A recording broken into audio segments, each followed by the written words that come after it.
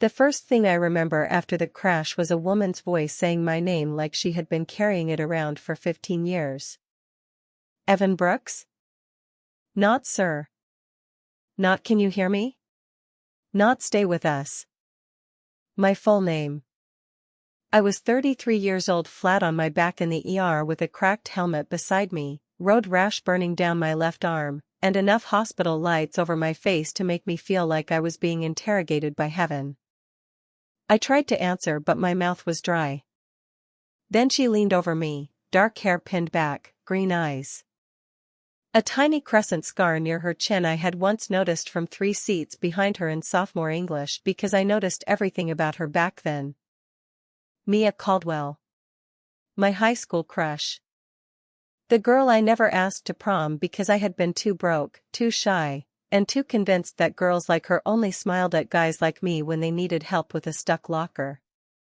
Only now she wasn't wearing a cheer uniform or carrying a stack of textbooks against her chest. She was wearing navy scrubs, an ID badge, and the calm expression of a woman who had learned how to keep people alive before they had time to panic. Evan, she said again, softer. Can you hear me? I blinked. Mia? Her face changed just for half a second. Professional mask cracked. Something warm moved underneath it. Then she smiled. And if my heart monitor made a ridiculous little jump right then, I'd like to blame internal bleeding or shock or literally anything besides the fact that Mia Caldwell was touching my wrist. I guess you do remember me, she said. I would have laughed but my ribs disagreed. For context, I wasn't supposed to be in the ER that night. I was supposed to be on my motorcycle riding home from my shift at Portland International where I worked as a gate operations supervisor. My job was mostly delays, tired passengers, missing wheelchairs, and pretending a weather system in Denver was somehow my personal responsibility. I was good at it. Calm under pressure. Useful in emergencies. Less good at being useful in my own life. I had been divorced for 11 months. No dramatic scandal. No screaming betrayal. Just 2 people who had turned into roommates and finally admitted it. Since then, I had become the kind of man who bought 1 chair for his balcony because buying 2 felt arrogant. That night, a pickup had run a red light. I swerved, hit gravel, and slid hard enough to leave part of myself on 82nd Avenue. Now, I was lying under fluorescent lights while my teenage dream checked my pupils with a penlight. Follow my finger. She said. I used to. I muttered. Her eyebrow lifted. Excuse me? Great. Head injury confirmed. My filter was dead at the scene. I mean, in high school. I said. You always walked fast. She pressed her lips together like she was trying not to smile. You remember how I walked? I remember a lot of useless things. They might not be useless tonight. A curtain moved nearby. Machines beeped. Somewhere behind her, someone groaned. The ER smelled like antiseptic, rainwater, and fear. Mia's hands were steady as she checked my shoulder, my ribs, the scrape along my jaw. But every now and then, her fingers paused like she was seeing the boy I used to be underneath the blood and the bruising. You scared me when they brought you in. She said quietly. That landed harder than the crash. You knew it was me? The second I saw your license. Her voice dropped. You still make that same face when you're trying not to admit something hurts. I looked at her then. Really looked. There were faint lines at the corners of her eyes now. Not aging exactly, living. She was prettier than she had been at 17 because back then she had seemed impossible. Now she seemed real. And somehow that was worse. Mia, I said, are you my nurse? ER nurse practitioner, she corrected. And only until imaging clears you. After that, if you want to flirt with medical staff, I'll have to recommend someone less emotionally compromised. My monitor betrayed me again. She glanced at it. I closed my eyes. That machine is defective. Sure it is. Then the curtain opened. A man stepped in wearing a rain-dark suit and the kind of expensive watch that made every room feel smaller. He looked at Mia first, then at me, and his expression tightened like he'd walked in on something. "Mia," he said, "I heard you were down here." Her hand still resting near my wrist slowly pulled away.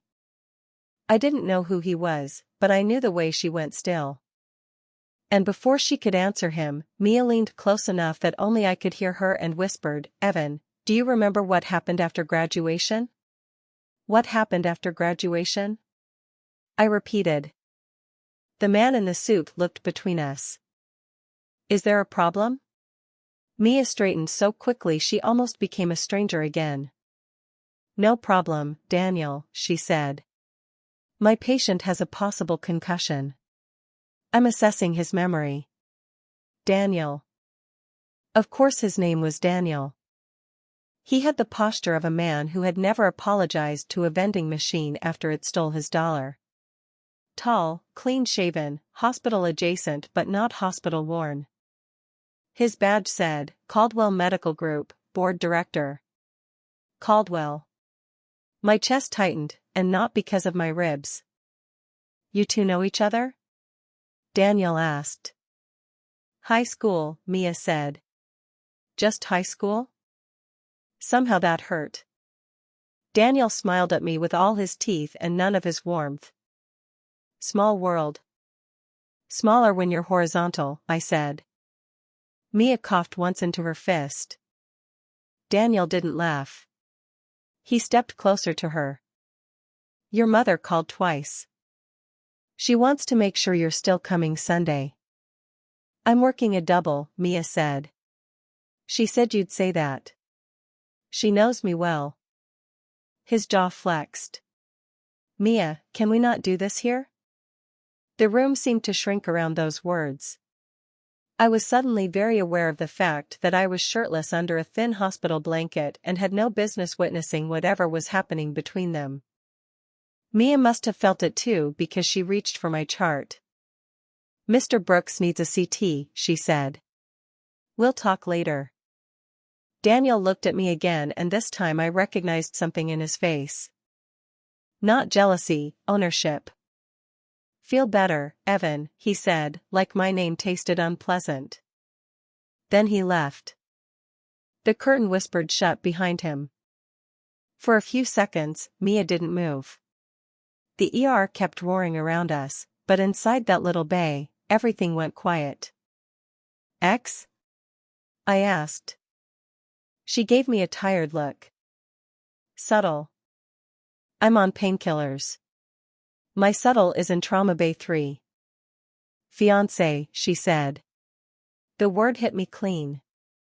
"Oh. Former fiancé," she added too fast.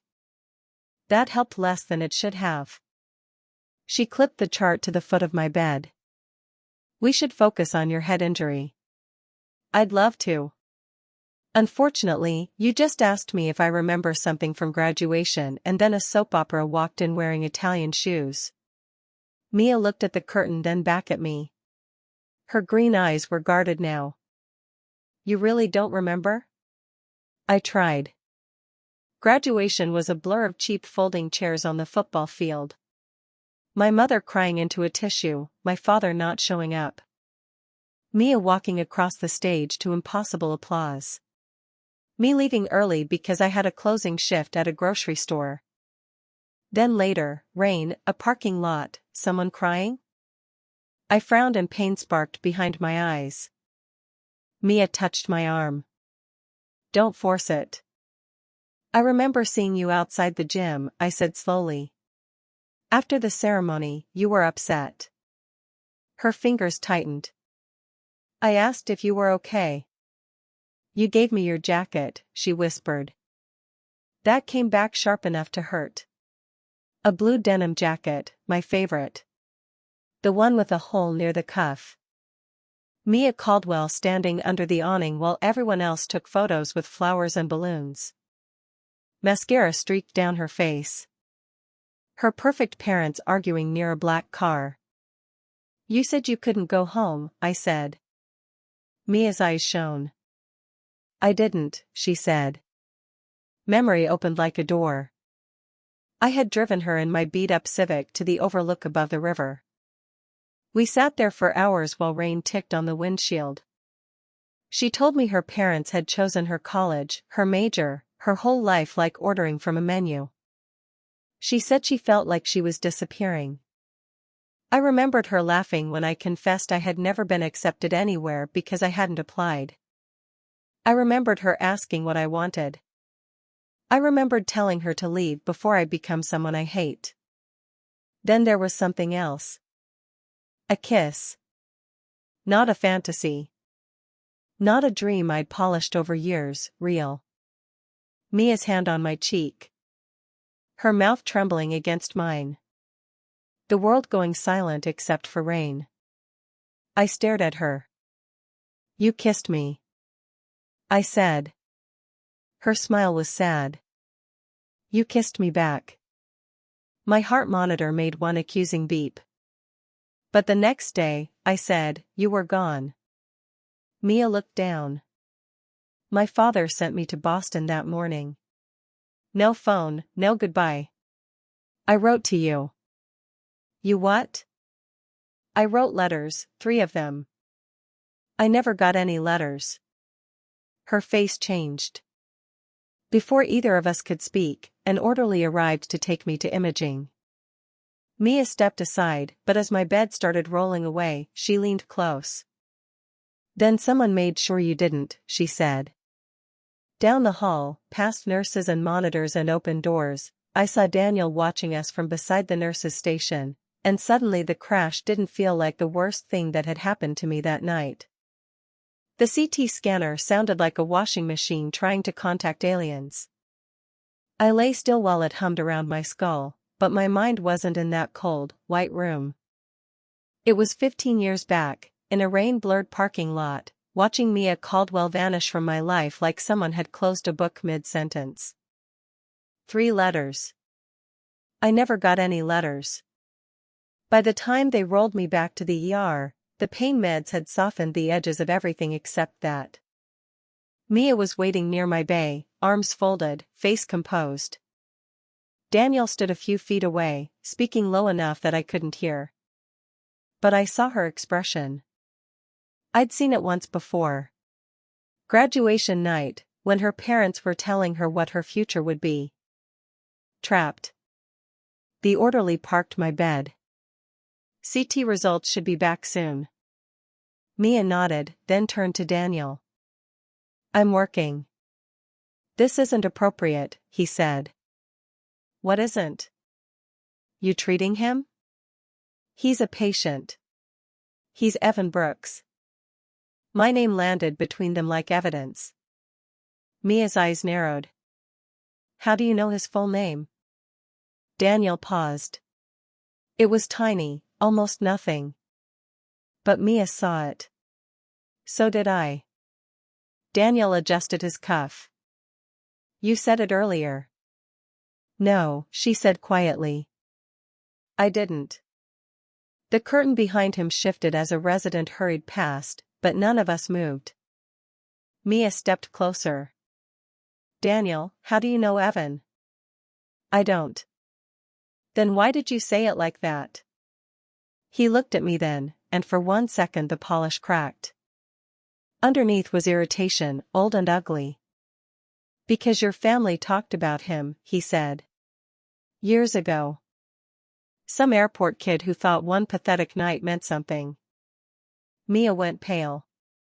I felt the words hit, but slower than they should have. Airport kid. Back then I worked baggage claim part-time after graduation, sweating in reflective vests dragging suitcases for people who never looked at me. Mia's voice dropped.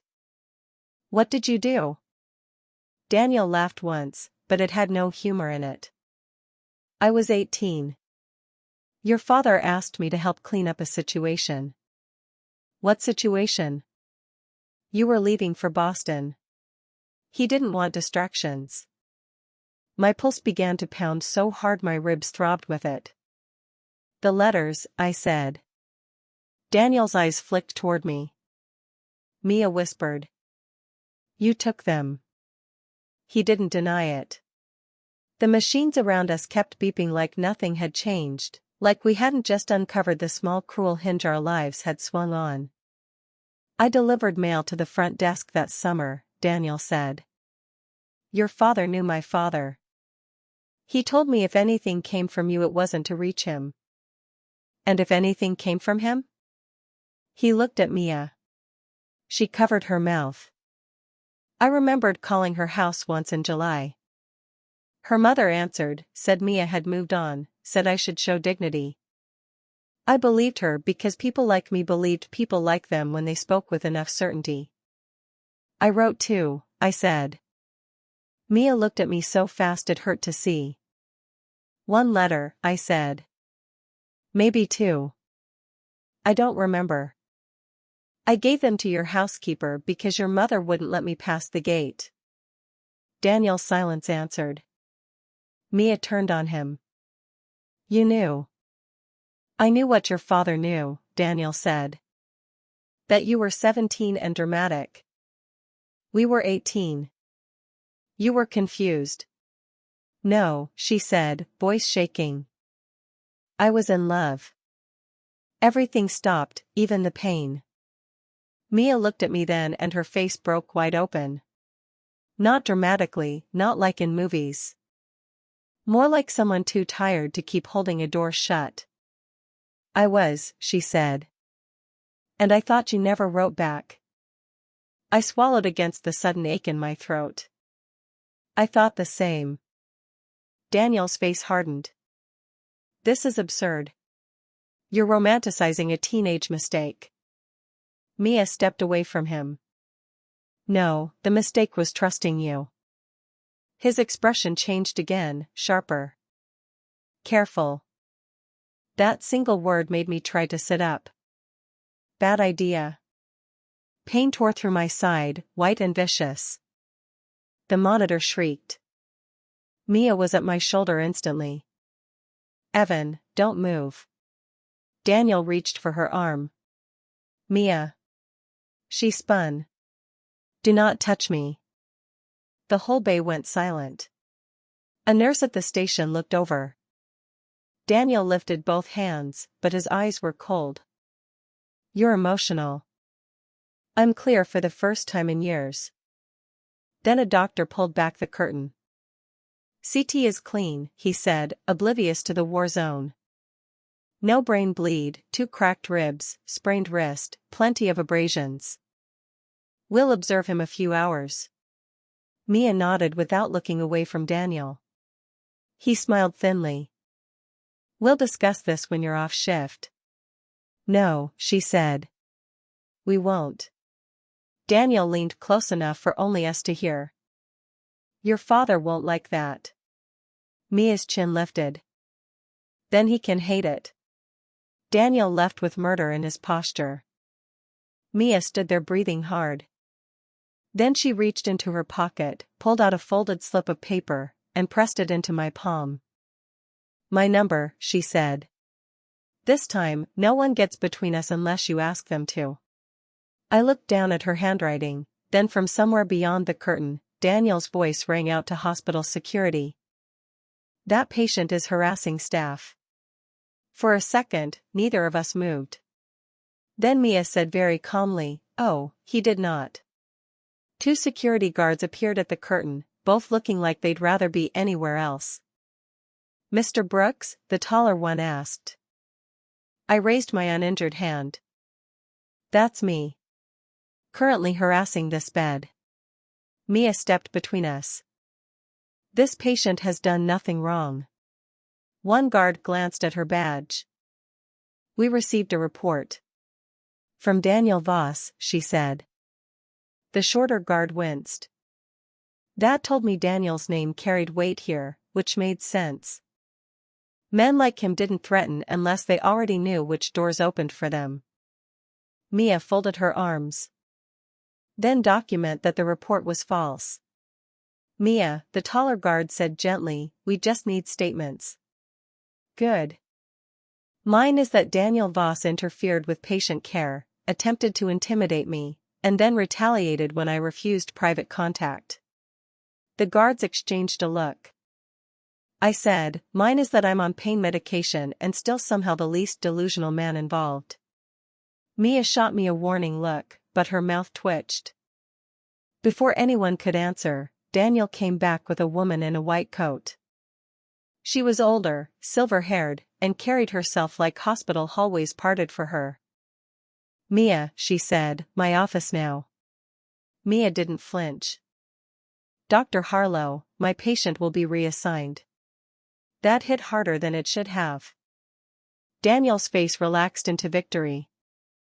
Mia looked at me, and for the first time that night, she seemed afraid. Not of Daniel, of leaving me alone in a story other people were already trying to rewrite.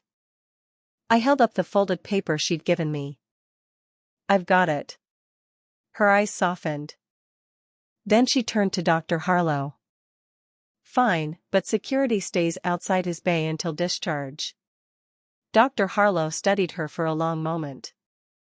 Agreed. Daniel's jaw tightened. Mia walked away without looking at him. The ER got loud again after she left, but it felt artificial, like noise piped into an empty room. A new nurse came in, kind and brisk. She checked my vitals, gave me instructions, and pretended not to notice the security guard posted nearby. 2 hours passed. My ribs ached. My wrist throbbed. My phone finally returned in a plastic bag with my wallet and shredded jacket had 7 missed calls from my sister, Lena. I called her before she put my face on a milk carton. You idiot, she answered, crying. Nice to hear your voice, too. You crashed your bike? Technically, the truck helped. I'm coming. You have the kids. I'm bringing them. Please don't bring 3 children to the ER at midnight. She sniffed. Are you alone? I looked toward the hall. No, I said, not exactly. A pause. Evan. What? That voice means a woman. I have cracked ribs. I don't have a voice. You have one voice. One for customer service, one for mom, and one for when you're about to ruin your life over someone pretty. I closed my eyes. Go to bed, Lena. Text me the second you're discharged. I will. And Evan? Yeah? Don't let lonely make choices for you. I almost laughed. Then I thought of Mia saying, I was in love. Too late, I whispered. After I hung up, the curtain moved. Not Daniel. An older woman stood there in a camel coat, pearl earrings, and an expression so controlled it felt violent. I knew her immediately, though I'd only seen her twice in my life. Mia's mother. Evan Brooks, she said. The security guard straightened. Ma'am, you can't, it's fine, I said, though it absolutely wasn't. She stepped inside as if entering a room she owned. Maybe she did in some donor wing way. You need to leave my daughter alone. I stared at her. 15 years collapsed into one sentence. You told me she moved on, I said. She did. No, you moved her. Her mouth tightened. Mia had opportunities. You had a denim jacket and minimum wage. That should have embarrassed me. Instead, it freed something. You were right, I said. That was all I had. And somehow you still saw me as a threat. Her eyes flashed. Because she was willing to throw away her future for you. No, I said. She was willing to choose it herself. For the first time, she looked less certain. Then she leaned closer. Daniel can protect her. From what? From mistakes. I laughed, and pain punished me for it. She looked toward the hall. You don't understand our family. I understand enough. No, she said. You don't understand that Mia's father is sick. That the board is unstable. That Daniel's family is the only reason Caldwell Medical isn't being sold piece by piece.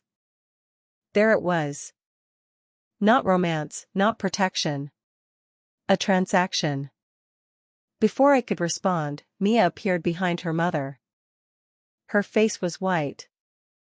So, that's why you pushed me back toward him, Mia said. Her mother turned. Mia? You didn't want me safe. You wanted me useful. Then Mia walked to my bed and took my hand in front of her mother, security, and half the ER. Evan, she said, voice shaking, but clear.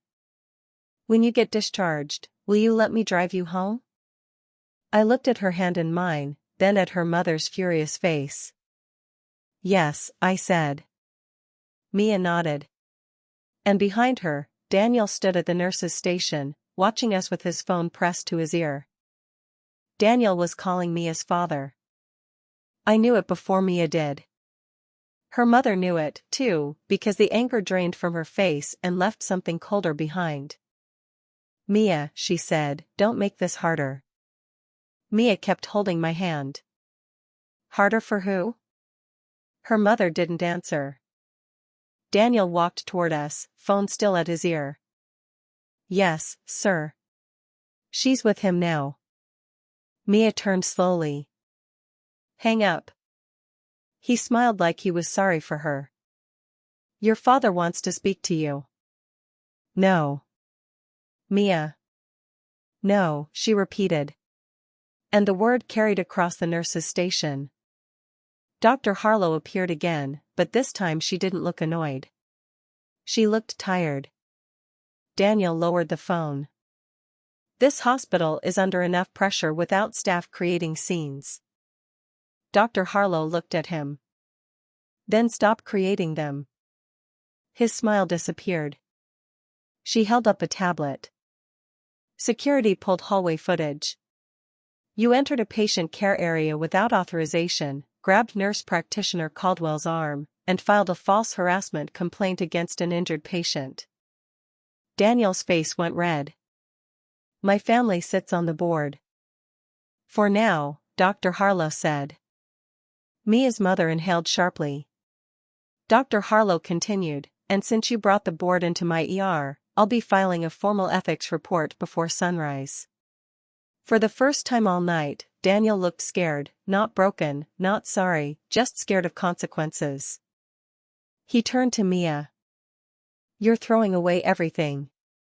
She looked down at my bruised hand in hers. No, she said. I'm finally finding out what was mine. Daniel left with her mother behind him, both of them smaller than they had seemed when they came in. Mia stood there for a long second, trembling. Then she leaned against the bed rail and laughed once. It sounded dangerously close to crying. I squeezed her hand. For the record, this has been a weird hospital visit. She wiped under one eye. Your discharge paperwork is going to be legendary. An hour later, she wheeled me out through the automatic doors herself, even though I argued I could walk. You have 2 cracked ribs and 1 functional wrist, she said. Be quiet. Yes, ma'am. Rain had stopped. The parking lot shone black under the lights. When we reached her car, she paused. I need to say something before this becomes some beautiful misunderstanding again. I looked at her. I'm not 17, she said. I'm tired. I'm complicated. My family is a disaster. I work too much. And I don't know how to do this without being afraid. I nodded. I'm divorced. I eat cereal over the sink. My apartment has 1 chair. I still flinch when good things happen because I assume there's paperwork. She smiled through tears. So, she whispered, we're a mess. Yeah, I said, but this time we have each other's numbers. She laughed then, really laughed, and helped me into the passenger seat. 6 months later, Mia no longer worked at Caldwell Medical. Dr. Harlow helped her transfer to a community clinic across town where nobody cared who her father was, and everyone cared that she could calm a terrified child with 3 words and a sticker. Daniel resigned from the board after the ethics investigation widened. Mia never celebrated it. She just blocked his number, boxed up the last of the life other people had picked for her, and slept for almost 12 hours straight on my couch. My 1 chair became 2, then 4. Not because we rushed. We didn't. We learned each other slowly. She learned that I hated peas, loved thunderstorms, and still woke up sometimes reaching for things I thought I'd lost. I learned that Mia sang off-key in the shower, cried at old dog videos, and kept every letter she'd written me in a shoebox because some stubborn part of her had refused to throw me away. The first time she showed them to me, we sat on my balcony wrapped in a blanket, knees touching, reading the life that had tried to reach me. The paper had yellowed. The love had not. By the following spring, we drove to the river overlook in my very practical, very unromantic used Subaru. No motorcycle. Mia had made that rule. Rain tapped the windshield just like it had 15 years earlier. She reached across the console and took my hand. "Do you remember now?" she asked. I looked at her, the girl I'd lost, the woman who'd saved me, the future sitting beside me in the rain. "Everything," I said. And this time when she kissed me, no one took the ending from us. If you've ever had someone from your past come back at exactly the wrong and right moment, follow me. I promise I remember.